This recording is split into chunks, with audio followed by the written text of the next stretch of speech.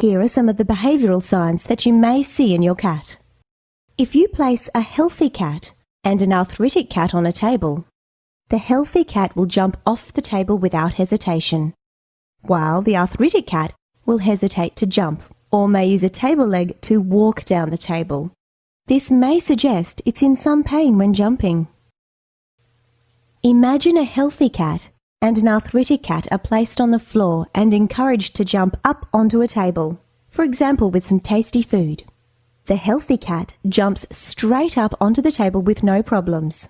The arthritic cat knows that taking just one big jump will hurt, so he might decide to use a chair as a step to make shorter jumps. When faced with a flight of stairs, a healthy cat will not hesitate to tear up them. However, a cat with arthritis will often take several breaks, struggle to climb, or climb quite slowly.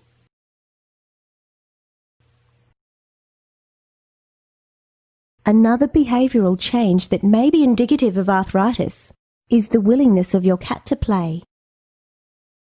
A healthy cat will willingly play, whereas an arthritic cat may choose to sleep rather than play or show disinterest in toys that it used to love.